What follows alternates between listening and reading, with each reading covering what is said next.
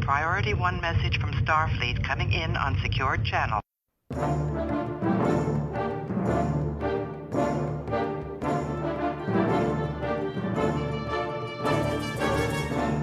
You are listening to the TrekRanks podcast, a member of the Tricorder Transmissions Podcast Network. This is episode 67, featuring the top 5 sneaky good episodes. Welcome, Star Trek fans. I am Jim Morehouse, and I am the host of the TrekRanks podcast. And tonight, I think we have a fun one for you. It's time for our top 5 sneaky good episodes, and we'll talk about exactly what that means in our Prime Directive here shortly. But basically, I think we're looking at sneaky good episodes as those episodes that, not about being underrated. It's not about guilty pleasures. I think because we've done those. I think this is more about those episodes that people just don't realize are actually really, really good. They're sneaky good. So who knows what our guests are going to come up with tonight, but we're about to find out. And speaking of our guests, we have 2 great ones tonight. First up, returning for the umpteenth time to TrekRanks is one of our favorites, Jenn Tifft. Jenn, welcome back to the show. Hi, thanks so much. This is great. It is great. To this topic. Great to have you back on. Last time you were on for our top 5 shapes, episode 56. And our second guest tonight is making his TrekRanks debut. We've been trying to get him on a while. I love it. And we're excited to get him on the show. He's Ron Worbel, who is at TrekRanks on Twitter. Welcome, Ron. Great to have you on, man. So excited to be here. Thank you so much for having me. This is going to be a really fun topic. Yeah, I think this topic is going to be a good one with maybe some deep cuts and some picks that we haven't heard too much on TrekRanks. So, Ron, we'd like to get our Trek origin story from our first-time guest. So what is your Trek backstory, and kind of how did you get into Trek? My very first memory of Star Trek is in 1992. I was in the 2nd grade visiting the Smithsonian, Washington, D.C. with family, and I do not even remember having seen the show, but having a mini meltdown and a temper tantrum as a child because we could not see Captain Kirk's chair. There was some sort of Star Trek exhibit at the Smithsonian we couldn't do, and that just did not sit well with 2nd grade Ron. Trek has always been a part of me. I remember watching The Next Generation growing up. As soon as Netflix came around, getting all the DVDs and watching every episode that I possibly could. So I have been a fan of every Trek and every iteration. The only series I have not seen all the way through is the animated series. And I absolutely love all things Star Trek. That is amazing. I love that story. I really want to get back to the Smithsonian and see. I just found out they're going to be renovating and closing down the Enterprise exhibit for a while. I saw that. For years, apparently. I was so bummed. As long as they take good care of that ship. Yes, someday it'll be back. All right, so let's jump into our TrekRanks recalibration and get into tonight's topic. What are you recalibrating? Everything. It's a sweeping, a recalibration of all systems. All right, first up, general order number 1 here at the TrekRanks podcast is that we love Trek, and we love to rank Trek via some deep dive topics just to get the conversation started. And as our good friend, the Vulcan Master, likes to remind us each week, the main driver for all of our discussion here at the TrekRanks podcast is infinite diversity. In infinite combinations.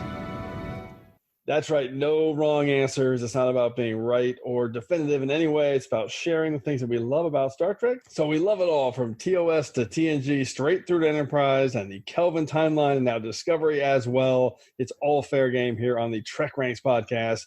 And remember that we use episodes as a shorthand, but the 13 films are always in play as well. Open hailing frequencies. Hailing frequencies open. On viewer.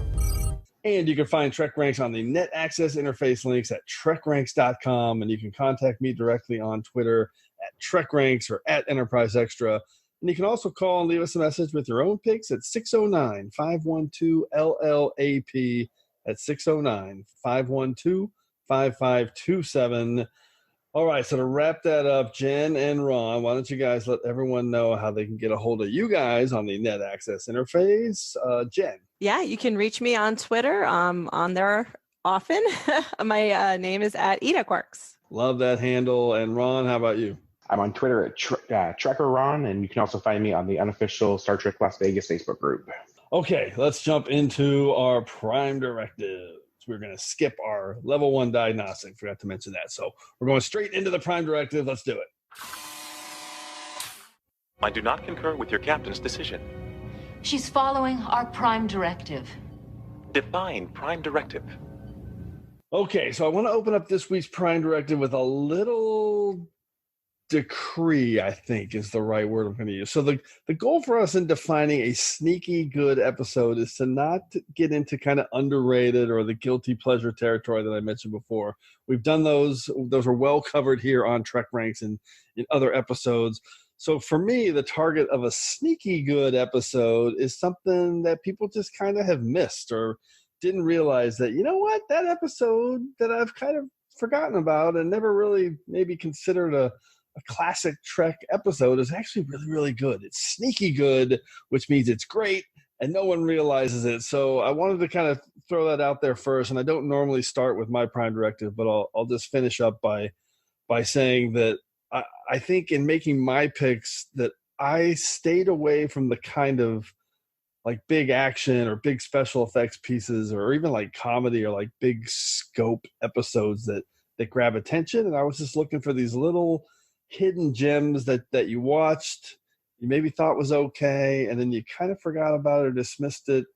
And then, next thing you know, you're kind of realize, you know what, that's actually a really good episode. So that's me. And now let's hear from Jenn and Ron and kind of see if they're on the same page or how they broke down their Prime Directive. So Jenn, let's start with you.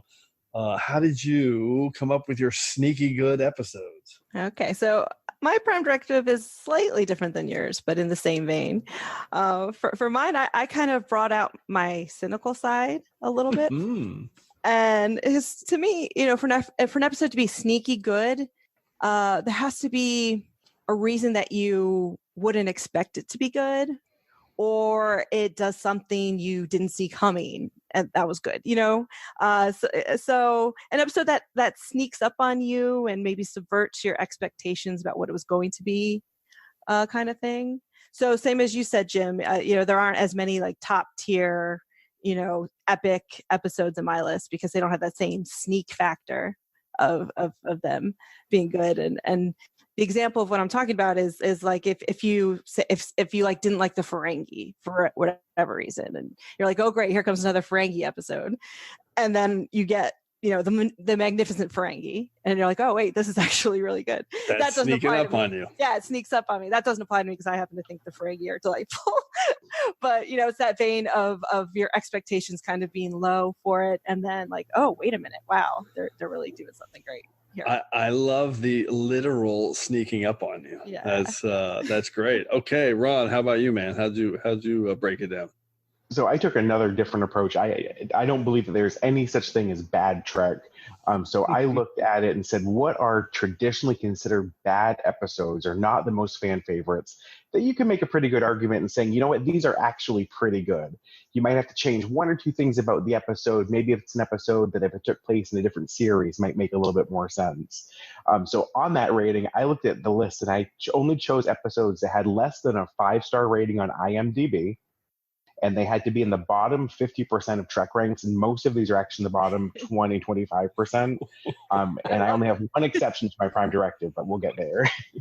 Oh my goodness! So I love this. So you're going on the offensive. You are gonna make the defense.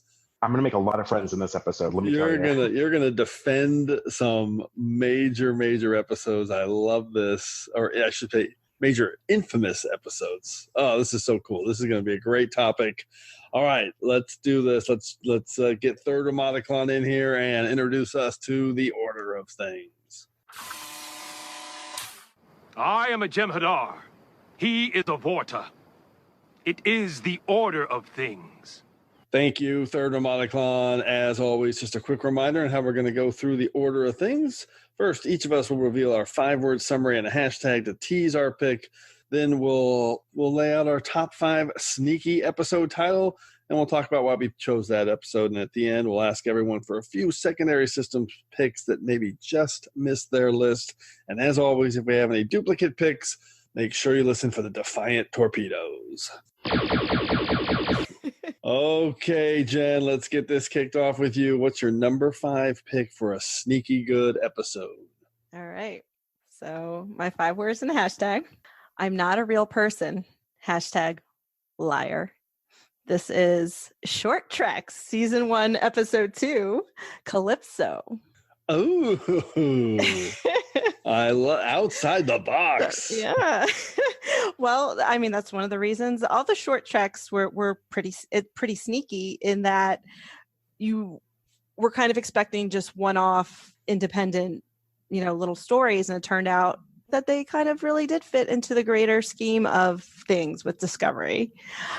And Calypso is the one that really took me aback in that way the most, because the character of Zora literally changed the way I watched Discovery after that. They unexpectedly introduced this character that was, I mean, first of all, delightful. She's wonderful, but she's also it developed the ship in a way that I never saw coming.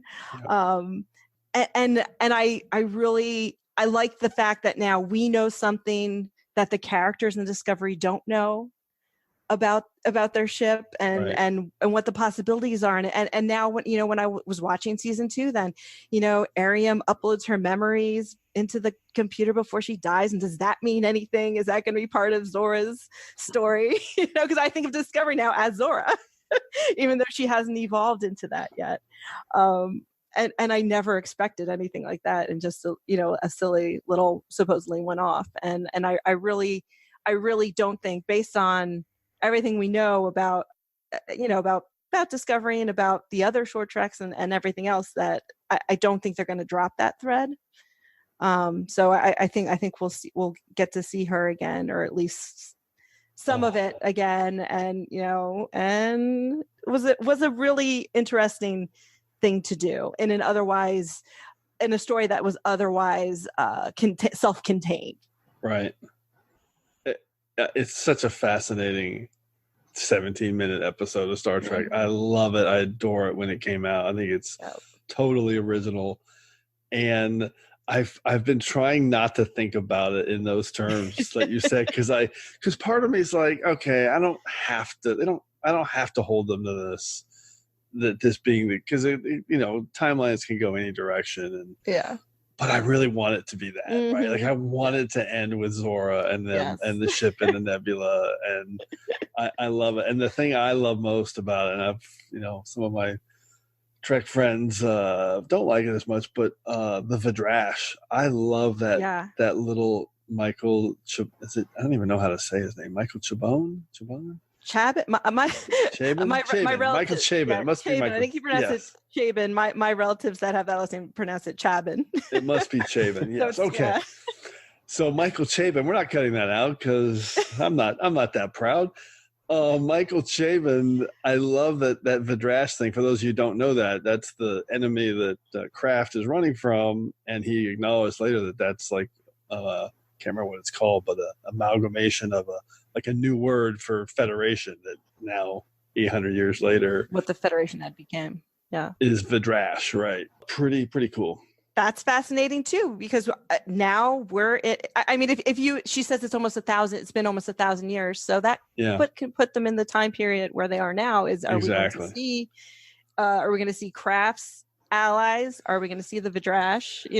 And are we going to see Betty Boop? Who knows? All right, Ron, what's your take on Calypso, Ron? I loved Calypso. It was without a doubt my favorite of the short treks. I think, like you said, they all kind of tied in. I'm so excited to see where this one leads to. I don't think this is the last time we're going to see this time period, obviously.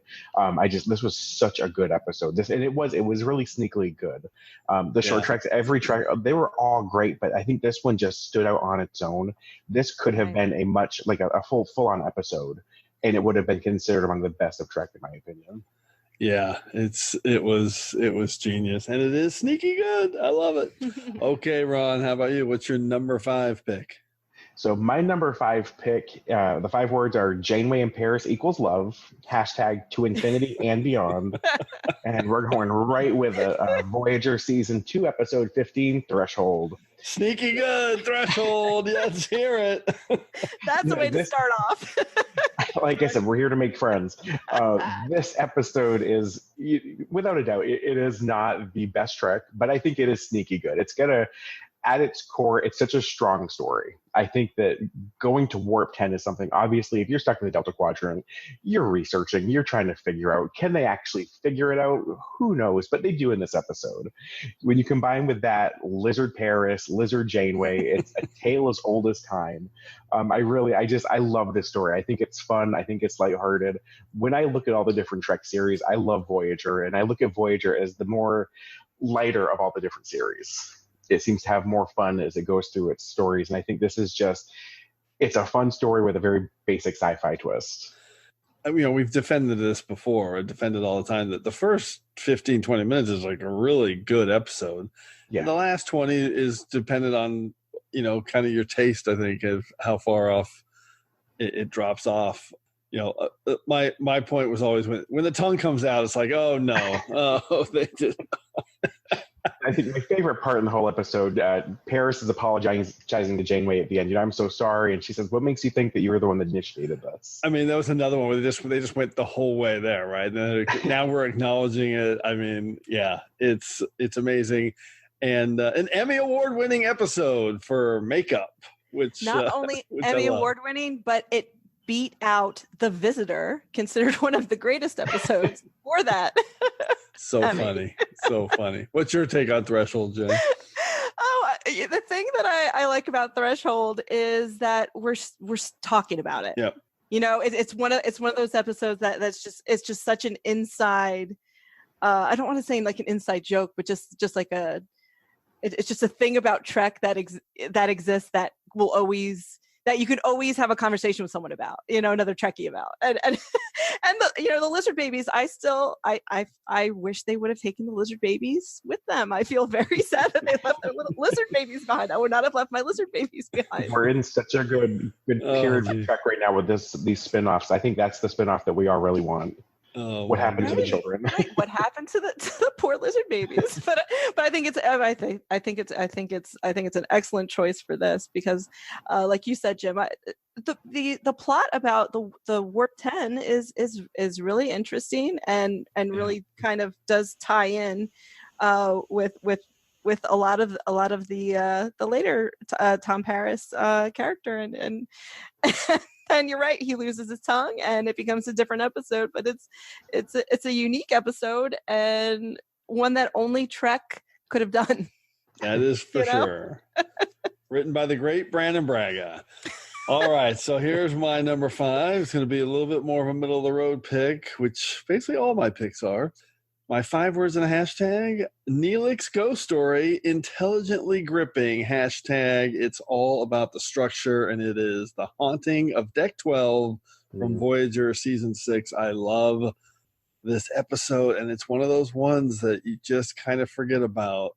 And the structure of this story, one of the things I love about it, and when I think about it now, is it's basically an episode of Lower Decks, which is the upcoming new animated series that Mike McMahon is working on, because the whole thing here is that Lower Decks is going to be about the B story taking place behind some big A story. And the A story here is about, I flipped that, but the A story here is Neelix trying to keep these bored kids occupied and telling this story, while the B story is like the crew dealing with this kind of alien creature in a nebula threatening the ship, which of course is a story we've seen a bunch of times on Star Trek. So super clever way to twist that narrative and tell this story.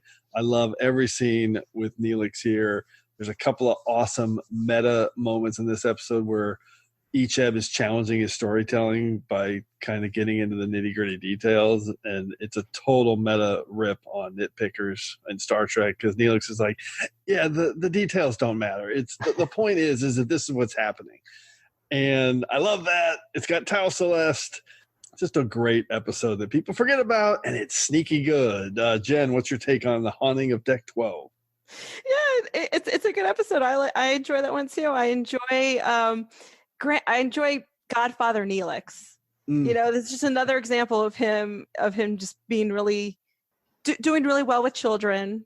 I like the use of the board kids here as an interesting audience for a campfire story, because they're so knowledgeable and they've seen so much horror in their, and the fact that he can grip them with his tail, it makes for a really interesting way to deliver the story. So it's a good pick.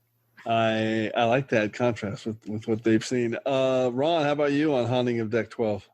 This is such a good episode. If you have to be stuck in a situation like this where you need someone to distract you, there's nobody better suited for that than Neelix. Yes. And I'm just reading on Memory Alpha right now. There's this towards the end again. Paris asks him if he told the kids a Mother Goose story, and Neelix says, "Certainly not. Some of those fairy tales can be frightening." That's right. Yeah, kids. That's right. I love that, and I love the way Mazzotti and each ever just kind of keep snipping at each other because each keeps interrupting. It's just a really good episode that people forget about, and that's my Prime Directive. All right, so let's go to round 4. And Jen, what's your number 4 pick? Okay, my 5 words and a hashtag: turn on your Borg light, hashtag, and let it shine on me. This is Voyager Season 3, Episode 17, Unity. Oh my goodness! I considered this. I love this episode, it's totally sneaky good. It's so sneaky. It's sneaky because, okay, so this is actually the first Voyager episode that the Borg show up in, and this was also first aired a few months after First Contact came out. So the expectations for this episode are sky high, and you think you're going to get finally, Voyager is meeting the Borg. There's going to be this huge, epic action battle, kind of episode. And instead we get a really down to earth, more character study of what it's like to be, to be taken by the Borg, to be assimilated, and to be removed from the collective. And they do such a good job here.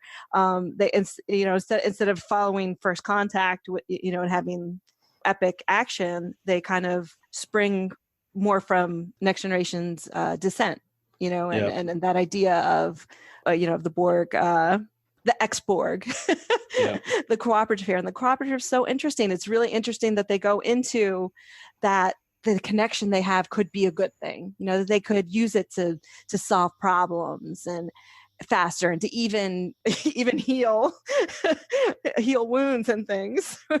But then it also, then you see the downside right away, because the first chance they get, they use their power to inflict the collective will on an individual, and how Riley Fraser is a fascinating character in this. She's kind of a Borg queen too, especially at the end. I like that. The Borg queen. That. Yeah. And her interactions with Chakotay are fascinating. I enjoy their romance a lot. I know some people aren't as big a fan of Chakotay in that way, but I think their scenes are really dynamic together, especially post Link. They know each other. He knows her in a way he's never known anyone else. And that scene right after post Link, when they heal his wounds and he's recovering, and they realize that they can still feel what each other's feeling and hear each other's thoughts, and they take full advantage of that. And it's really well done.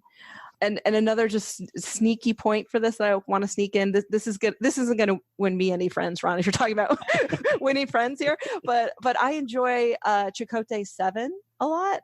Their relationship, and I think this episode here is kind of the reason why that relationship works for me, because of his experience with the cooperative here. It's he can understand Seven in a unique way, in a way that no one else on the ship really can. I mean, he obviously didn't go through what she went through with the Borg, but he knows what it's like to be in a mini collective, hear others' thoughts, to be used, against your will, with mind control like that. And I think that that's one of the reasons that they can kind of connect in that way. Wow, that's a great. I agree. I love it. That's a great shot. Well, everyone knows that we're Team C7 here at TrekRanks. No issues there. We're in the minority. So I considered this episode, but I didn't pick it because, spoiler alert for future TrekRanks in advance of the Picard series, we are going to be doing our top 5 Borg episodes, and I thought there's a chance this could make my top 5. There's a chance, so I kept it off this list. It's that good. It is sneaky good. I love this episode. I love the tone. I just love the way they told this story. Ron, how about you? What's your take on Unity? Again, love this episode. I think it's a sneaky way to introduce the Borg into Voyager as well. Yep. Yes. It would have been really easy for them to instantly go all Borg all the time, but in season 3, I mean, that's so early on in the series still. They did a good job of peppering it in before it became, we're in Borg territory. And then as far as Chakotay and Seven, what's not to love about that relationship? Yay! Throughout the whole series instead of focusing on the last episode. But no, such a good episode. And again, such a sneaky way to get the Borg in there. I love it. Yeah, I love it. And just if we're scoring at home, Blood Fever had that dead Borg at the end right before, which is a great teaser. It was a corpse, for this Borg episode. Corpse, yes. The Borg skeleton. Love it. Okay. Ron, I cannot wait to hear your number 4 pick based on the bottom of TrekRanks. What do you got? Well, reaching towards the bottom of the barrel, my 5 words are: do not light that candle. Hashtag take a cold shower, doctor. And we're looking at Sub Rosa, season 7, episode 14 of The Next Generation. Let's just drop that soundbite in right here. Oh, I think your imagination is... Think what you want. See what you want. Just do as I say. Dinna light that candle, and dinna go to that house, or before you know it, I'll be burying another Howard in this cemetery. Did I light that candle? Okay, Ron, what do you got? Why is Sub Rosa sneaky good? So I rewatched this episode getting ready for this, and I love this episode. It's corny.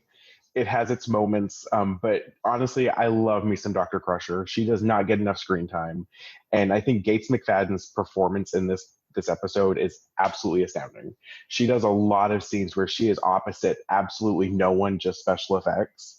And the story itself, as a standalone science fiction story, I think it stands true. You've got an alien that is, taking over Dr. Crusher, making her think things that should not happen, acting completely out of character.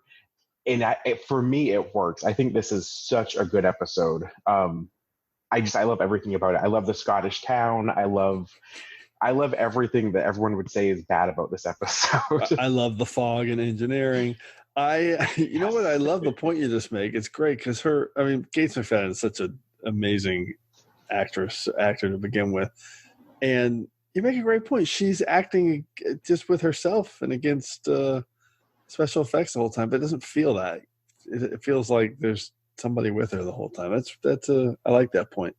And you know what's not sneaky good?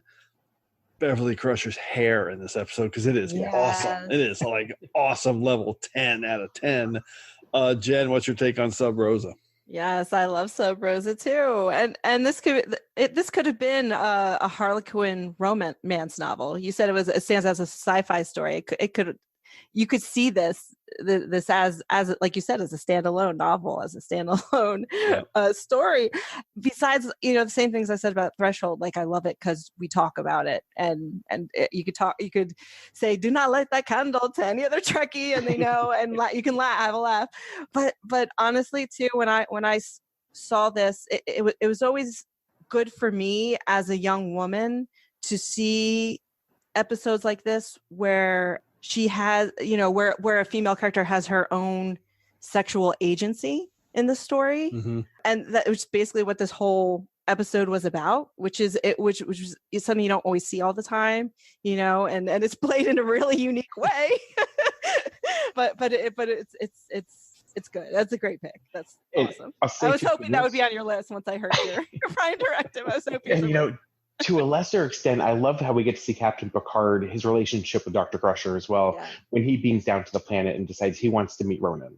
I'm not sure that this is something he'd necessarily do with anyone of the crew, but knowing his relationship with her, I think he stands out as well in this, and that he's absolutely going to do whatever it takes to make sure that she's making the right choice and is being safe and is not jumping before she looks. Well, that is awesome. I need to point out that Ron's first two picks are both Brandon Braga scripts. So fantastic. Threshold and Sub Rosa. Okay, here's my number 4 pick, 5 words and a hashtag. Big fan of the Mannheim effect. Hashtag enough of this self-indulgence. It's We'll Always Have Paris from TNG season 1. And this is an amazing Picard episode. He's basically in every scene.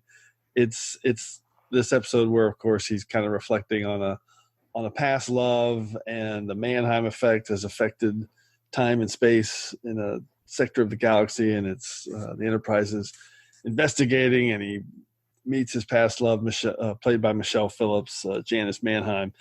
So for those of you who don't remember it, but it's one of those season 1 episodes that people just dismiss, but I love it because it's the first time we're really getting to see Picard kind of reflecting about his past life a little bit and his choices. I love the scene where he goes to the holodeck and he's just sitting there and talking to the waiter and really, really getting into it, kind of thinking about where his life is, and then he just snaps out of it. He's like, I'm done with this. I need to get back to being myself and trying to figure out this Mannheim effect, which is an awesome special effect.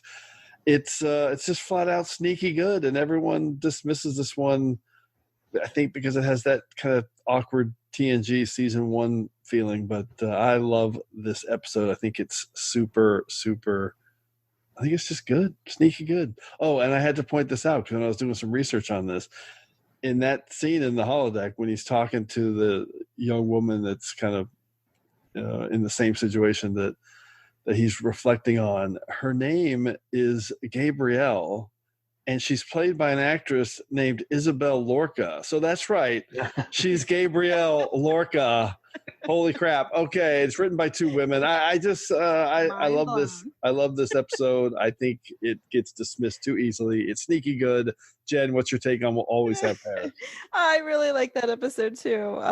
For all the reasons you said, we're good. But with him at the end in the Paris program is just heartbreaking. But it's funny, whenever I watch this episode, I forget that there's a science fiction element to it. Right. And I'm always surprised when I see, I'm like, oh yeah, this is the one, right, with the Mannheim effect. And now this episode's 20 times better even, I love episodes that could do that could have the human interest, story, but then also the harder science fiction elements and doing that in season 1. And it interweaves those 2 stories really well. Yeah. It's really clever. Ron, how about you on We'll Always Have Paris? I mean, it's a great episode. Like you say, I almost think that season 1 of Next Generation itself is sneaky good. But that scene in the holodeck, you both mentioned it, but I mean, when he, enough of this self-indulgence, someone who has the weight of over 1,000 souls on their shoulders, he takes it very seriously, and it's time to get back to work. And I tell you, when I was rewatching it, it hit me because it's like, man, that's part of the story we're going to be seeing continued here in the Picard series. It's coming up. Gave me chills to think, because he's obviously going to be reflecting on choices and the things he's done in this series. Pretty amazing. And there's this great scene too where Crusher's kind of figuring out that he's had a relationship with Janice Mannheim, and Picard says something like, "Oh, we're old friends." She's like, "I gathered." So, it's really great. Okay, let's move into the soup round. Jen, what's your number 3 pick for a sneaky good episode? So we're going to stay with Picard's love life here. So my soup round pick, 5 words and a hashtag. Independent, forceful, brilliant, and adventurous. Hashtag, I like myself when I'm with you. This is TNG Season 5, Episode 21, The Perfect Mate. Ooh, that's a great pick. Great pick. Yeah, this is very sneaky good. I should hate this episode. I understand that, and I look forward to hearing why you don't. this is literally an episode where the Enterprise is involved in human trafficking. It should be terrible. The character Kamala is being treated so literally like an object that she's being stored in the cargo bay. Like, that's how much of an object that character is here. But I've got to say, I have a real soft spot for this episode. I really like this episode, and it's the execution of the character of Kamala. Mm-hmm. The way she speaks about what it means to be a metamorph, to have that empathy, about how she feels incomplete when she's alone. She feels like she finds fulfillment in pleasing the partner that she's with. And these are all things that there's no science fiction in this. These are all things that women are conditioned to do. And that's the reason why some of these scenes are so uncomfortable to watch. Watching her change her personality from scene to scene, depending on who she's with. Or especially, that scene in 10 Forward where, when everyone's acting really horrible to her. And the reason those scenes are so uncomfortable to watch is because they're real. They're so real. They're such a part of, of a woman's existence, even if you aren't, a perfect, metamorph, right. Beautiful Famke Janssen, whatever, everything perfect. These are all things that are real experiences, and the way they execute her character makes her very sympathetic and makes me really see her. When am I to be presented? It'll be the first order of business tomorrow at 10. Would you like some tea? Thank you, but I should prepare for the ceremony. Let me help you with pronunciations. Oh, I think I can muddle my way through. Please don't leave. Talk to me. I love the sound of your voice. I'll turn out the lights and just listen. I don't want to be alone.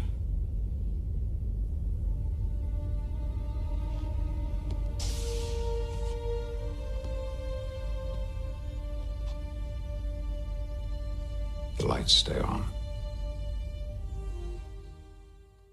And at the end, when she exerts her independence finally in the only way that she can in the situation she's in, she chooses to imprint on Picard. She's basically condemning herself to a life living a lie with another partner. And, but she is for Arika Vault, but Picard is for her. And the fact that she at least got to make a choice, the only choice it seems like she's gotten to make her entire life. And these societies are awful, and this whole thing is disgusting, that she's basically being, a piece of the trade negotiation, and it's awful. But her character and her and Picard interacting really just make this episode stand out to me. And I love it. I love this episode. It's a great breakdown of why it's sneaky good against the framing of it. It shouldn't be. It should be appalling. You should look back on it and think, oh my God, it's literally human trafficking. She's an object. I mean, all those things are true, but yet the way it's performed, the way it's written, it's really about those two actors, Patrick Stewart. Exactly. And the way that they put this together at the end it's sneaky good. It's really, really sneaky good. Ron, what's your take on The Perfect Mate?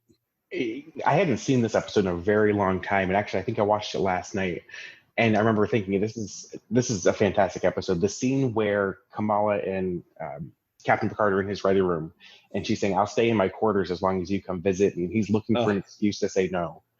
The scene where she is being escorted to her quarters by Commander Riker, and he's so obviously, being the Captain Kirk of Next Generation, wants to pursue her and doesn't. But the ultimate scene for me in this episode was when Picard walks her down the aisle, and you can just the look on his face, how he's doing his duty. I mean, to the end, Captain Picard is one of the most noble people that we've ever seen in any TV series, and he's not going to do anything to jeopardize the oath that he's taken as being a Starfleet captain, and he's literally sacrificing love here in the line of duty.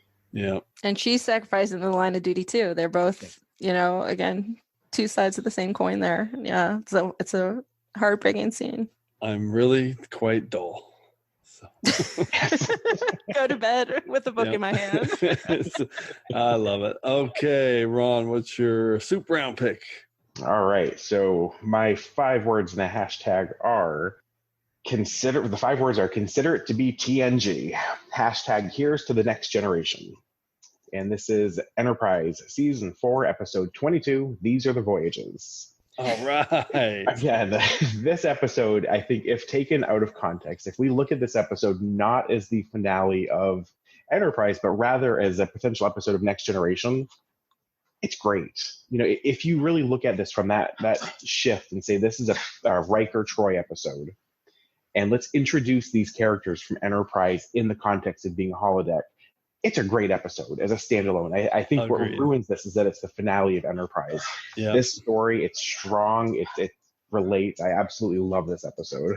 It is classic sneaky good, because when you take the context away of being the finale of Enterprise, it's really sneaky good. I love it. I love this pick. I love that it's in this episode. Jen, what's your take on These Are the Voyages? I really like this episode a lot. I agree. And I agree exactly with what you said, that Ron, that, if this wasn't a finale, this would be a pretty awesome episode. Even if you keep in the part where Trip died unnecessarily, right, which really breaks my heart because I adore Trip. But this episode takes place in quote unquote the future from where Enterprise is at the end of season 4. So that would have been a good plot device for us to know that Trip was going to die. And I forget however long the time span is between it's like 10 years, but 10 years.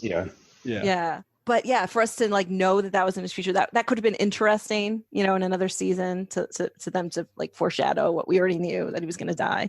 But I hate that part. It's easy retcon. Exactly. Easy yeah. And read, what's the book that retcons it?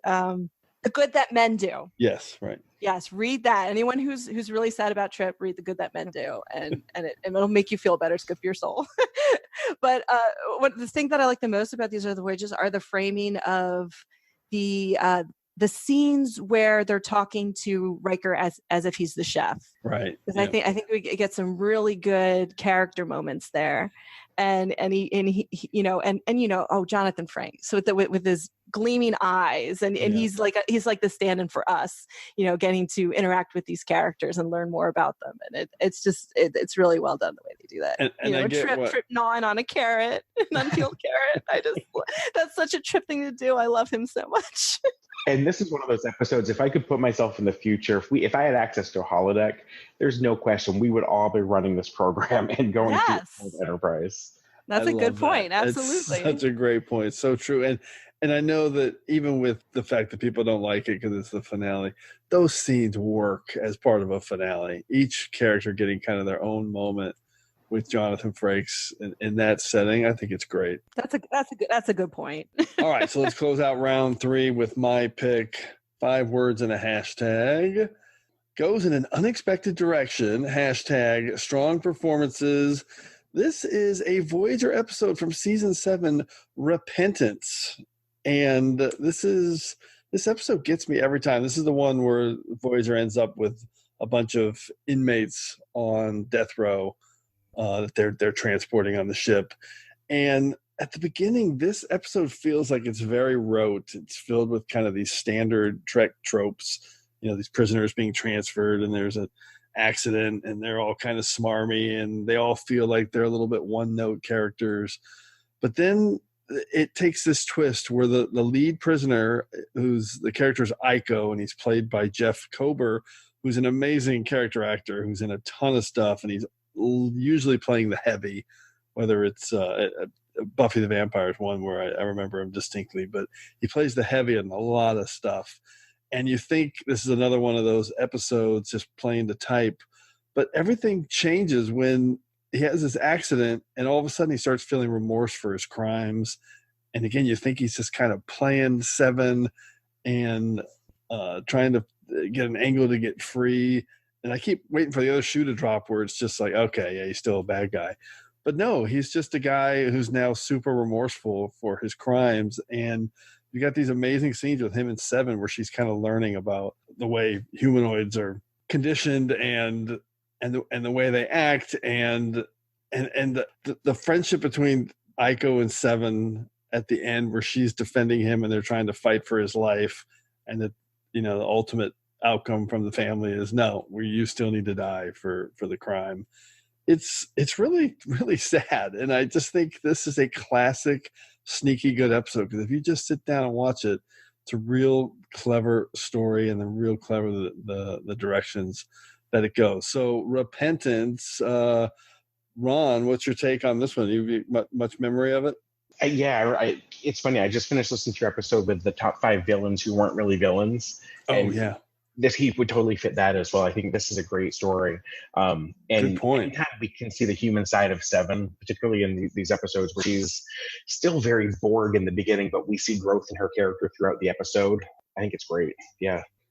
Yeah, I something about this episode just moves me, and I needed to have it on my list. Jen, what's your take on this one? That it really is sneaky good. It's depressing to watch. Right, it is. It really hits on some really hard issues. I mean, it talks about the treatment of prisoners at the beginning, with Neelix and everything, and obviously the death penalty and the family wanting, vengeance instead of justice. Is watching it is challenging, and what it does for Seven's character too. I think I haven't seen it in a while, but at the end she talks about how, he killed one guy.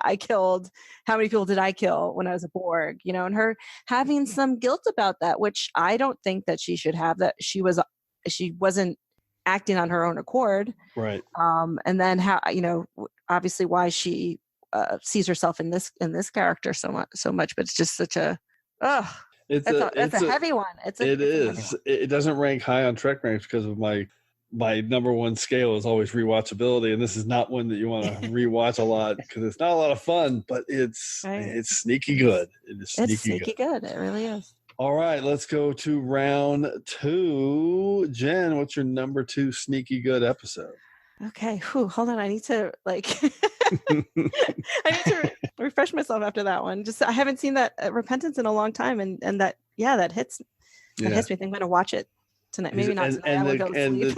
Jeff Kober is such a good actor. It's just so well done. Okay, my number 2 pick. 5 words in a hashtag. His final act, a gift. Hashtag the wind beneath his Tarkalian hawk wings. This is Deep Space Nine, Season 5, Episode 12, The Begotten. Yes. Sneaky good. Sneaky good. Okay.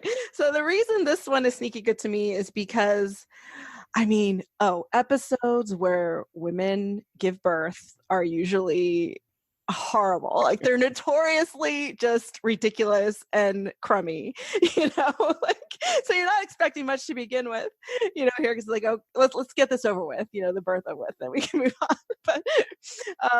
But they also, there's also the trope in a lot of episodes where women give birth of, like, the father is trying to get to the birth and he can't make it. He's like, gets trapped in an elevator, he's in traffic or whatever, and then his subplot is coming to terms with his feelings about becoming a father, and working through his issues with that stuff, and they did something really clever by giving that subplot to Odo, even though he's not connected in any way to the O'Brien baby birth, him dealing with those issues was a really interesting choice to make, I thought.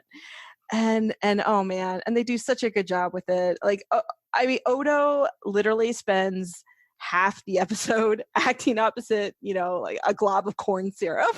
and it's poignant and it's believable and it doesn't ever feel like he is, you feel his emotions, his genuine feelings for this baby changeling, and his interactions with his surrogate dad, Dr. Mora, really felt real, to work and Odo getting to work through his, horrible quote unquote, childhood. I don't know how you want to frame it, but getting a chance to work through that in such an interesting way. And then the ending that just gets me every time. With when you see that the baby, the baby changeling is not going to make it, and he absorbs himself into Odo, and Odo turns himself into the Tarkalian hawk, that like he said he would teach the baby changeling how to change into someday, and that that ties into the bigger arc of Odo's arc of having that shape shifting ability being taken away from him, and it's such a nice way to end that. The final moment in this episode is the perfect ending to that arc for Odo, the Tarkalian hawk. Such a good way. Yeah, it really for him to get his powers back. This is a perfect sneaky episode. Awesome. Oh my god, it's so good. But that's not the end of the episode. The end of the episode is really good too. The final scene is Odo and Kira together. So that's right. Yeah. Yeah. And they have this wonderful conversation about the experiences that they both had, about how she's, going through, they both basically lost children in this episode in different unique ways. And the emotions she's going through after having, been a surrogate, and how hard it is, how she wants to hold that baby, and how Odo feels after losing the baby changeling. And it brings those two characters together, and they could be there for each other in such a way that they can understand each other like that is unique to those two at that moment. And it's one of my favorite Odo Kara moments in their relationship. It's such so good. Star Trek is awesome. Yes, it really is. It's amazing.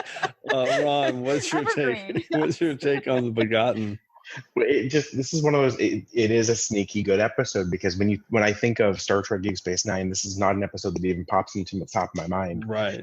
But it is such a good episode. Any opportunity to see Dr. Moore and Odo interact, I think that's such an interesting dynamic. Yeah. There's such a love there from Dr. Moore, and Odo is just not sure how to even respond to that. And they get a little bit of closure on that story. And obviously, we all knew that at some point Odo would have to become a changeling again. Right. Like you said, what better way to finalize that than to end this arc with that? I think it was such a good episode. Great way to do it. Love Dr. Moore, played by the great James Sloyan, one of the best recurring actors in the Trek family. All right, Ron, what's your number 2 pick? All right, I think we're all probably saw this one coming. My 5 words and a hashtag on this one is share your pain with me. Hashtag, what does God need of the starship? Yeah. 5, the final frontier. I'm excited that you picked this, because I thought maybe it was going to be Code of Honor, but no. I thought you were going to say Spock's brain. No, with this one, just a couple of things need to be changed, and it becomes some of the best Star Trek ever. If Sybok had never been introduced as being a relative of Spock, if we didn't pass the galactic barrier, I think this episode is so much, or this movie is so much fun. It's got a decent story, the Nimbus 3 context, the setting. This is honestly one of my favorite Star Trek movies. Again, trying to make friends here. But it has a 5.5 rating, and on TrekRanks falls in at the absolute bottom. I think it is so much fun. Oh man, well, this is. I love that you have this picked as sneaky good. It is, it's well documented. There's no wrong answers, and I'm not debating in any way. This is my least 2 favorite hours of Trek in the 700-hour library of Trek episodes. But I like that. I mean, there are sneaky good elements in it. I mean, the Kirk, Spock, McCoy stuff in this film is great stuff. There's no one's going to argue that their interactions are great. My issues are that they dumb down everybody else in a really insulting way, whether it's Scotty or Uhura. And you already said about Sybok. But sneaky good.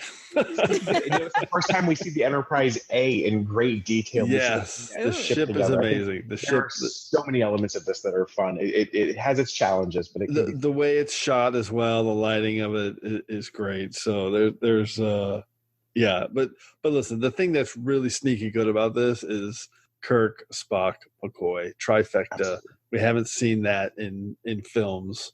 And that stuff's really powerful. So, Jen, what's your Star Trek V, The Final Frontier take? Oh, I have to admit, it's not exactly my favorite either. but it does have some fun moments, like you said. I mean, I love the stuff. This is the scene of them around the campfire is really good, and the mountain climbing stuff. There's some fun things in it. Oh yeah, I forgot about the Yosemite stuff. Well, that's also marshmallows. Yeah, they're in Yosemite. Yeah. That's also the Kirk. Oh yeah, that is Kirk, Spock, and McCoy. Yeah. Yeah, it's the Kirk, Spock, McCoy stuff. Yeah. Okay, awesome. Let's go to my number 2 pick. My 5 words in a hashtag. Prescient message. It gets better. Hashtag John Doe reflects today's world, and it is the TNG Season 3 episode Transfigurations. It's an amazing episode about people emerging and trying to discover themselves while being oppressed by some backward thinking and scared government officials. I mean, holy cats, people. Is there anything more appropriate to Star Trek than that? I don't think so, especially in today's world. I love this episode. I think it's sneaky good. It comes right before Best of Both Worlds, so it's really easy to kind of forget about this one. And everything about this episode with John Doe, he knows that he's come out there to escape because he's being persecuted and he's not allowed to be his true self. It's this amazing Trek message. And when the big bad shows up, he's literally these are the things he spouts off. He's a disruptive influence. He spreads lies. He encourages dissent. He disturbs the natural order of our society. I mean, they literally label him as evil, which, where have we heard all of those things before from in today's world? It's just a really, really amazing episode for me that I think speaks to, I think it really speaks to our culture today, and was really foreshadowing in terms of kind of how some people want to view other people in our society. So I love this episode. I think it's really, really sneaky good. And Jen, what's your take on Transfigurations? Man, you know what? This one, it never really stuck out to me. I'm gonna have to rewatch it thinking about that, and and see if it sticks more with me. The only things that stick with me from this episode are that the light being, he fixes. I really think he fixes O'Brien's arm in this episode. Yeah, I think this might be the first kayak reference. Kayaking injury of Brian's arm. So those things stick with me, but I don't know if I don't know why it just might. This one's sneaky good. I say go back and watch it. Sneaky good. I'm gonna go back. Ron, what's your take on Transfigurations? It's great. The thing from this episode that stands out to me is Worf giving Geordi LaForge dating advice. Oh, right. That's the beginning. I mean, this is a really fun episode, and it is true to the core of what Star Trek is. And Captain Kurtz has a line in there at some point about, we seek out new life, and this is a great example of that. I think this is a great episode. Yeah, it's just amazing the way these villains are trying to stop this person from becoming their true self, and it's just speaks to. And their true self is beautiful. Yeah. Too. Like why were they resisting this? And that's also, an apt analogy too. Like why are you?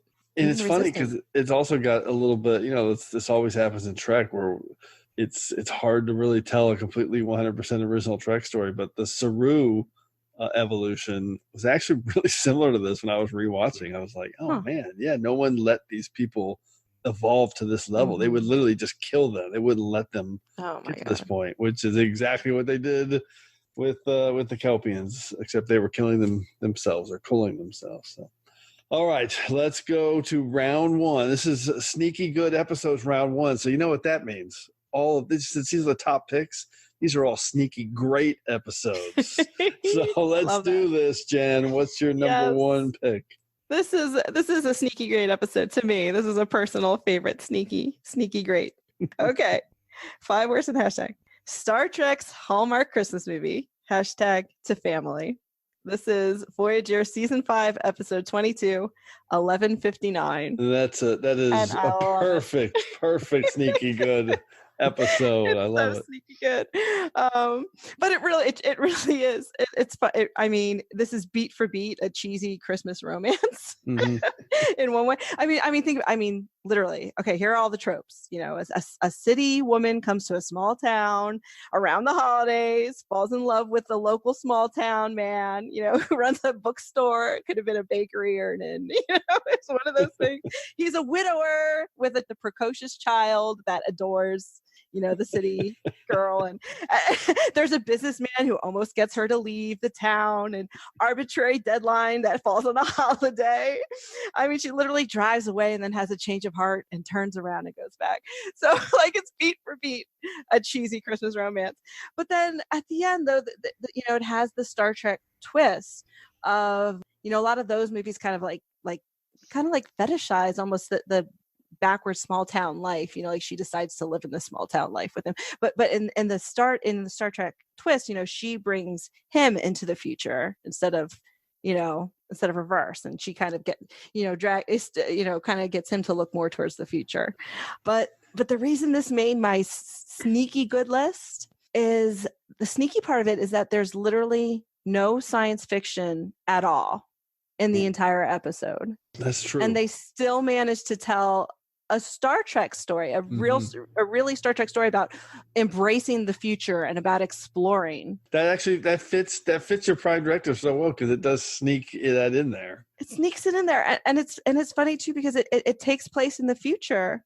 This came out in May of 1999. You know, which was before Y2K, and the episode takes place from the year 2000 to 2001, so it's like a year and a half in the future. So it's after all the. As I watched this episode, I was getting ready to start my summer of debugging code for Y2K, which is what we all did that summer. You know, all the other engineers and me, you know, that's what we did for our summer jobs was debug code for Y2K.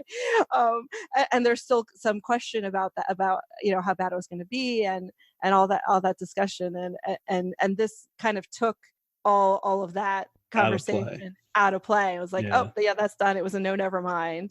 And now we can just look to the future. We can build a model for the first colony on Mars. Like, this is an interesting time in history. Like, get excited is the message, you know, get excited about that, about the future. And I like that too, because remember at the time, there was also that kind of debate for those of you who are old enough to remember, there was also the debate, when's the actual millennium, right? 2000 or is it 2001? And here's Star Trek putting a stake in the ground, it's 2001. So. Yeah, that is a very real conversation from that time period. Yep. Oh, I'll celebrate in 2001. Exactly. The real millennium. So I adore everything about this. It's a fantastic pick. Ron, what's your take on 1159?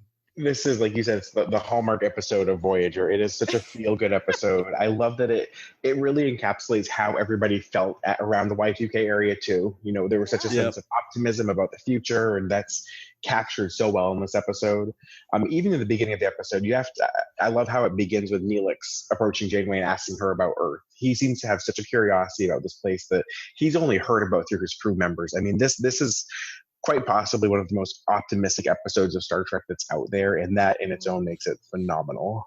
Oh, I like that perspective. That's good. Yeah. I mean, and it is just it's just a must rewatch during the holidays. It is. I love it. Such a great pick for this. Okay, Ron, let's get your number one sneaky good, which means sneaky great episode. So I kind of broke my own Prime Directive with this one. For my number one pick, my 5 words were, you people need a union, #strike a blow against exploitation. And I chose Bar Association. Yes. Fantastic. I love it. For episode 16. And with this, I wanted to focus more on the Ferengi in general. Yeah. I love the Ferengi. I think they started as not a poorly written villain, but it wasn't a purely thought out villain in Next Generation, and became a species that has such a great story behind them. The Ferengi are my favorite alien throughout all of Star Trek. I think towards the end of Deep Space Nine, they're so well-rounded. They're not two-dimensional as they were meant to be. And this episode shows that. It shows they're capable of growth. It shows an optimism in a capitalistic society. Well, I love that the Ferengi are sneaky good. End of story. That's a great way to frame it. They really are. And this is a sneaky good episode. It really is. People kind of dismiss this one as throwaway Ferengi episode, but it's really, really strong with Brunt and I mean Quark is such a great character.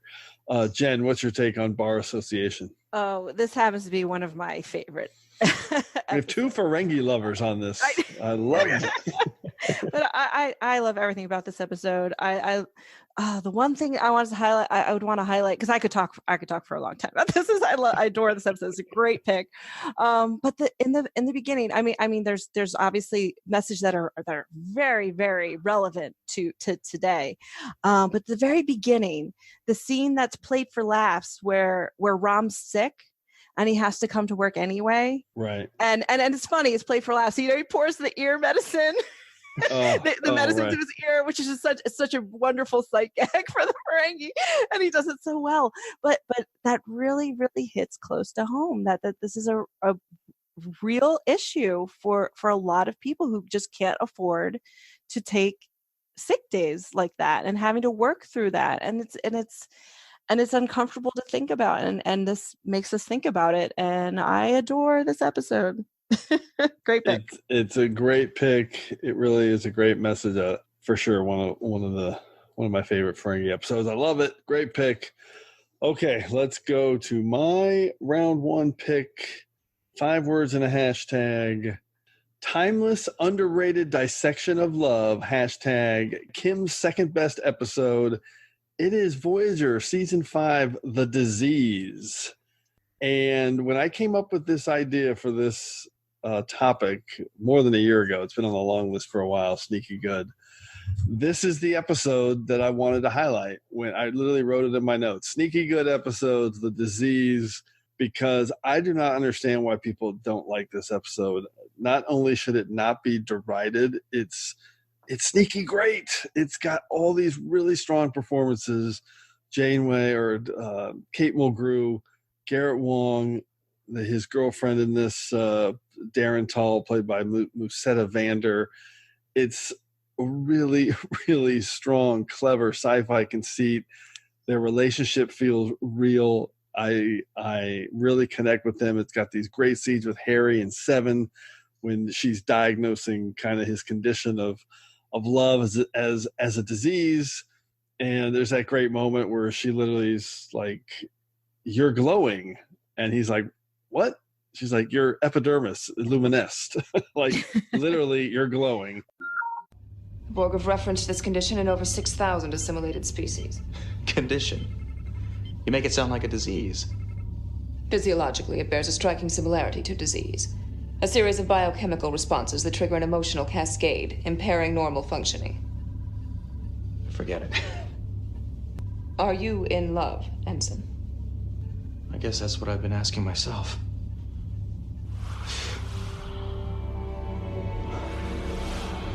You're glowing. Beg your pardon? Your epidermis luminesced. Huh. Must be the lighting in here. No, it was you.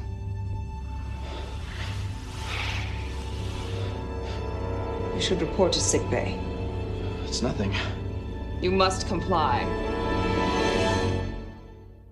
I love this episode. I just think it's got Paris and Kim. Paris covering for Kim.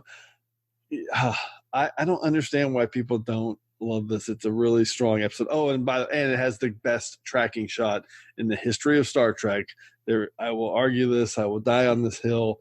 This great moment where Kim is arguing with Janeway. They start in the observation lounge. They move to the bridge. They exchange more words. She's like, "In my ready room." They go in there, and Garrett Wong gives the best performance that he's ever given in Star Trek, dissecting exactly why he's in love with this character and how she's being unreasonable. And it takes about 2.5 minutes, and it's brilliant. And yeah, the B plot's good with the generational ship. I love this episode. Ron, what's your take on The Disease? I love this episode. You know, Harry Kim at this point has been an ensign for almost 6 years. True. is the model Starfleet officer. He dies in a couple episodes. I mean, he goes through so much, and this is really the first time that we see him really actively break rules like this. And I think it gives his character a lot of depth. It makes him not so the perfect ensign who never does anything wrong. And it shows his relationship with Captain Janeway. It shows a bit of a fracture there. You know, she for the first time ever has him questioning her right on the bridge of Voyager. Yep. Something an ensign doesn't do to the captain. And I think it's so well played by these two characters. I love this episode. Yeah, the performances are so strong, and the sci-fi conceit in this is so strong. Just I don't get it. Jen, what's your take?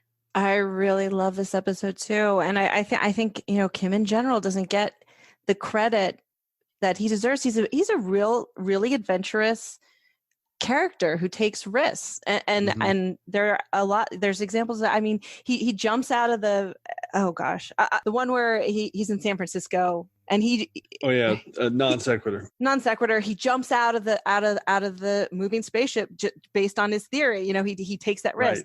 Right. The other episode where he I don't remember the title either. I'm sure you do, Jim. The one where he's trapped on the planet and they have to they put their dead people in the pods and shoot them up and emanations. Yeah, emanations. Thank you. I knew you would know. But he's like, I'll just die, and the doctor will bring me back. You know what I mean? That's a great point. He does a lot of those things that he never gets enough credit for. For some reason people think he's boring, but he's not. And here he does it again at the very end when he refuses to take medicine. Yeah. For it, he wants to feel all the feelings of love, even though it hurts so bad, and that's such a wonderful way to think about love and that those kind of things. And Kim, wonderful pick. Hey Jim, I think this episode, Harry himself is a sneaky but good character as well. Yeah, he's a sneaky good character. And by the way, arguably, I think it's number 3 in TrekRanks, but Timeless is a Harry Kim episode. Yes. It's the best episode in Voyager. It's a Harry Kim episode. So there's a lot of value in Harry Kim. Now, listen, I will say that there were times when I think that maybe Garrett Wong's acting and performance isn't the strongest, maybe when compared to some other characters. But in this episode, home run, every scene, he just nails it. Those scenes with Janeway and Kate Mulgrew are impressive. So this one is sneaky good for me. Sneaky great, because it's my number 1. Sneaky great. All right, let's do some secondary systems picks. Jen, what just missed your list? Okay. Well, the funny thing for me is that, and I saw on your list too, Voyager came up often. Yeah, in these lists. We will relay those numbers shortly. Okay. But so let's start. So mine are Voyager mostly. So Tsunkatse is sneaky good. Oh, it's sneaky good. Because it should cynically be, it's just a marketing gimmick promo for WWF SmackDown.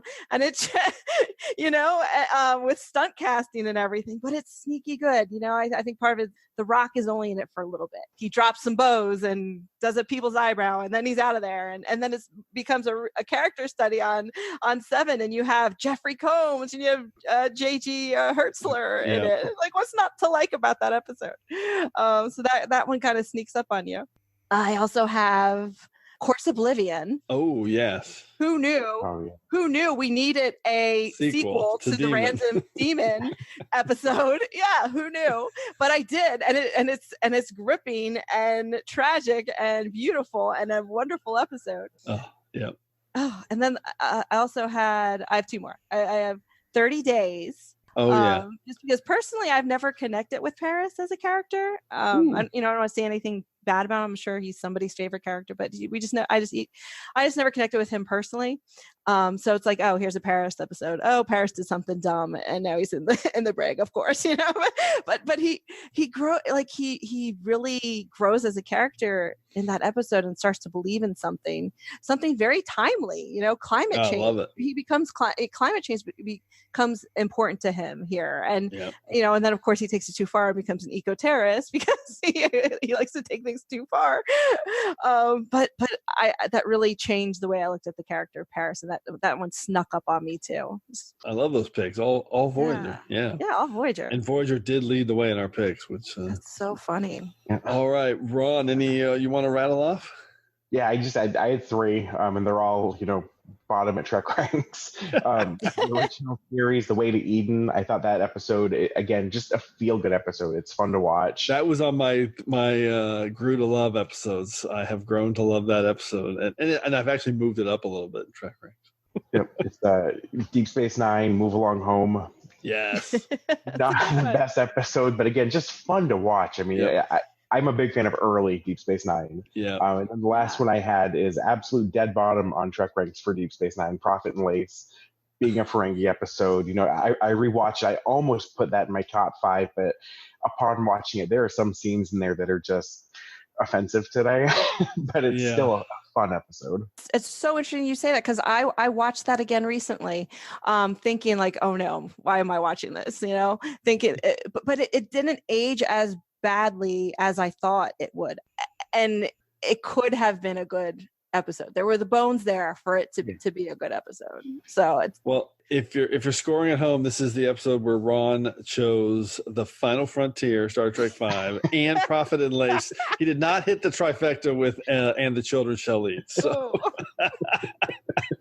All right, I'm going to rattle off a couple. My toughest cuts were Spectre of the Gun from TOS. That is a sneaky good episode.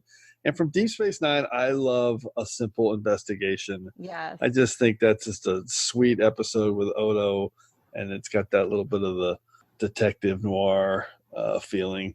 And my elsewhere on my secondary systems I had were Silence Has Lease from TNG, Unexpected from Enterprise, which is unexpected that it's on my list, and Dramatis Personae from Deep Space Nine, another season 1 Deep Space Nine episode. Something about that one. Thanks, Book. He loves it. Something about that one that I do love. So, and then I had one on my too good to include list, and it's Night from Voyager. I do think it gets the respect that it deserves, and I think people know that it's a really good episode, but it's still never kind of referenced as like a top 10er, but it is an amazing episode. Okay.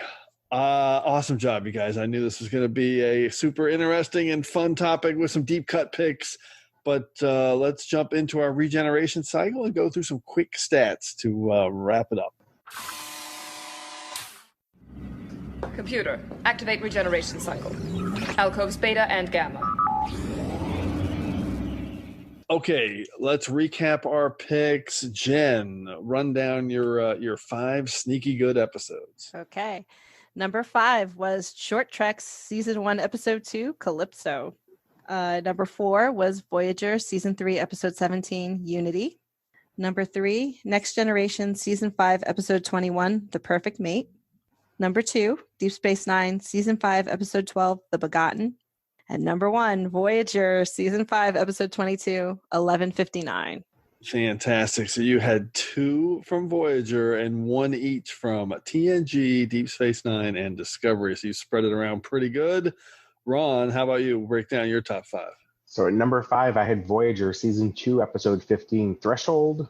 Number 4, Next Generation Season 7, Episode 14, Sub Rosa. Number 3, Enterprise Season 4, Episode 22, These Are the Voyages. Number 2 was Star Trek V, The Final Frontier. And number 1 was Deep Space Nine, Season 4, Episode 16, Bar Association. Brilliant. You spread it around. You did the I don't know, we need a name for this. When someone does 5 different incarnations of Trek in their picks, maybe we'll call it the Worbel moving forward. Love it. So you had 1 from TOS, 1 from TNG, 1 from Deep Space Nine, 1 from Voyager, and 1 from Enterprise. Pretty amazing. My 5 picks were number 5, The Haunting of Deck 12 from Voyager. Number 4, We'll Always Have Paris from TNG. Number 3 was Repentance from Voyager. Number 2, Transfigurations from TNG. and number 1, The Disease from Voyager. So I was just Voyager and TNG. I had 3 Voyager episodes and 2 from TNG. Not planned, but that's how it ended up. And our breakdown, we had no duplicates, but we had a pretty good spread here for all the different Trek incarnations. No Kelvin timeline picks, but 1 each from TOS, Enterprise, and Discovery, 2 from Deep Space Nine, 4 from TNG, and Voyager led the way with 6 overall picks. Fantastic breakdown. But as we do every week, we've once again entered a temporal causality loop. So before we can depart, it's time to hear from you. The Enterprise has been caught up in a temporal causality loop, and I suspect that something similar may have happened to you. For this week's temporal causality loop, we are going all the way back to episode 62 and our top 5 Trek pets. One of my favorite topics. I love it. First up, well, let's get it out of the way. It's from Jen Tifft at Edith Quarks, and I loved your 5 words and a hashtag on this pick. Love me, love my Targ, hashtag the heart of a warrior. It's fantastic, picking the Targ. Martok loved that Targ. I know. Left the door open. So that hurts so bad. That's worthy of a breakup. Oh, man. From Adam Huno, at Adam Huno, who's been on many episodes of TrekRanks. He had 2 great picks. One that I forgot. It's the first time I had a pick I was actually going to include in my picks, and I completely forgot to reference it. It was the reel from Star Trek Insurrection, the little palm pet that was Artem's pet. I love that little cute thing. And then he had a great pick at his number 1. It was Jean-Luc Picard from All Good Things. When Data references, Hugh's interest in you has always been similar to that of a master and his beloved pet. That was only an analogy, Captain. I love that pick. Fantastic. We had a great 5 words and hashtag from John Fuchsius at John Fuchsius Online. He had Irish setter for Irish badass, hashtag she's a good dog brunt. It's Molly from Voyager's Caretaker. Great pick. And then we're going to rattle off the list here from Ben Nicholson at Ben Kernow. A great list that he sent in. Number 5, should she be called Mr. T, hashtag mutant pets mutated spot. It's mutated spot from Genesis. He had Odo's Tribble from Trials and Tribulation, hashtag mortal enemy of the Empire, which I love. You're never late for dinner, hashtag you have Porthos. It's T'Pol's Salat. That's another great pick. Number 2, he is watching his weight, hashtag jerk. It's Leonard the Iguana from Lifeline. And his number 1 pick was trying to be of service, hashtag walkies. It's Mirror Garrick, who was on the leash in Shattered Mirror from Worf. So that was a great list as well. All right. Once again, those picks more than enough to get us clear of this week's temporal causality loop. So as always, I want to thank everyone for all your great responses to the TrekRanks podcast. So please keep your list coming to me at TrekRanks on Twitter here so we can retweet them. But we also want to hear from you. So put together your own list of top 5 sneaky good episodes or any list from any of our past shows and give us a call at the Tricorder Transmissions at 609-512-5527 at 609-512-LLAP. So hopefully we'll hear from you so you can be featured on the next episode of TrekRanks. And on the next episode of TrekRanks, we're going to do one of those weird kind of out there topics that we love to do from time to time here on TrekRanks. And I'm just all we're going to say, this topic, here's the title, Abstract Threes. That's it. Abstract Threes. So what do you think of in terms of Star Trek when you hear Abstract 3? Jen, Ron, anything jumping into your head that you would think of when you hear Abstract 3? All I can think is cause and effect. 3. There you go. Pips for Commander Riker. I think that's a popular one. Riker's 3 pips and Data dropping 3s all over the ship. That's one for sure that I think will get consideration. And that's what we're looking for. Just any abstract 3 you can think of. How about you, Jen? I got nothing. You got nothing. On that one. That's a great topic. Because it could be so broad. It could be Kirk, Spock, McCoy, There you go. The trifecta is a 3. I was thinking you could do something like, and I'm not going to use any of these, but the 3 actresses that played Ziyao. Oh, I like that. That's or a great the pick. first 3-parter in Star Trek. Ooh. Homecoming, the Circle, and the Siege. Any abstract 3 you want to pick, that's what we're going to do. So we're not going to rank them. We're just going to trilogy. It's just going to be, there you go. Vulcan trilogy. That's a good one. We're going to come up with abstract 3. It's going to be a little bit out there, but I'm confident it's going to be an awesome conversation about Star Trek. Oh, it's going to be great. All right, so before we wrap it up here, a huge thanks to Jenn, Tifft, and Ron Worbel. It was great to have you guys on the show. I love this topic, and I love the conversation. Any final subspace communications you guys want to relay before we sign off? Jen? No, just thanks for having me. This was a really fun topic. Yeah, I'm still interested that Voyager had so many picks. I don't know what that says. I know. I think that means that Voyager is sneaky good. As a series, Voyager is sneaky good. That's my final thought. I love it. All right, Ron, it was great to have you on, man. No, thank you for having me. Any chance to talk Trek, I'll take it. This is fun. I love it. Be the first of many, we hope. All right. So just want to thank everyone again for engaging with us here on episode 67 of the TrekRanks podcast. As always, I want to close by saying I'm looking forward to standing with you again here in this place where I belong. Maybe he was afraid. Of what? Of me? Oh, of being connected, rooted. Perhaps if he's as young as you are, he doesn't know yet exactly what it is he wants to do. Maybe...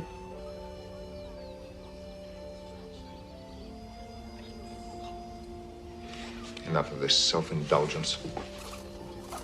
Exit.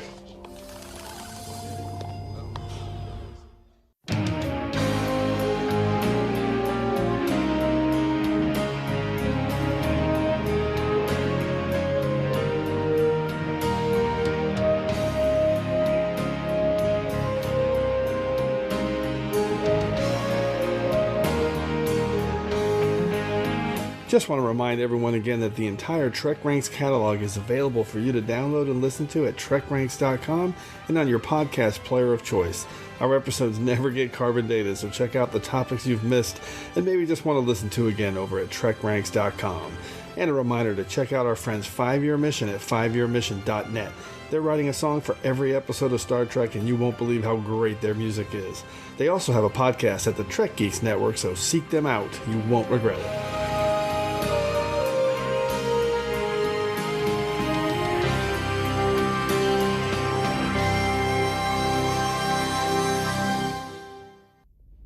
Captain. Stow it, Ensign. Right now, the only thing standing between you and the brig is this report.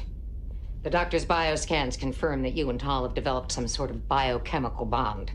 Clearly, it's affected your behavior, so I have to assume that's why you disobeyed my orders. Report to sickbay. You'll be confined there until this is over. Captain! I told you to report for treatment. I don't want treatment! In my ready room.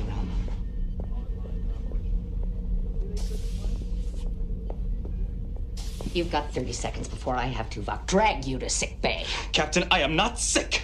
I didn't disobey your orders because I'm under some alien influence. I disobeyed your orders because Tal and I are in love, and it's not right for you to keep us apart. Listen to yourself. You don't sound anything like the Harry Kim I know. Good.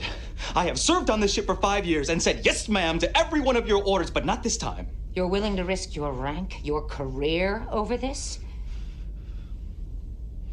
Have you ever been in love, Captain? Your point? Did your skin ever flush when you were near another person? Did your stomach ever feel like someone hollowed it out with a knife when you were apart? Did your throat ever swell when you realized it was over? 7 of 9. 7 of 9 told me love's like a disease. Well, maybe it is. Pheromones, endorphins, chemicals in our blood, changing our responses. Physical discomfort, but any way you look at it, it's still love. For the sake of argument, I'd say you're right. Your feelings for Tal are no different than mine for, what, the man I was engaged to marry? Well, I lost him. And you're going to lose Tal. You know that. What the doctor is offering you is a way to ease the pain.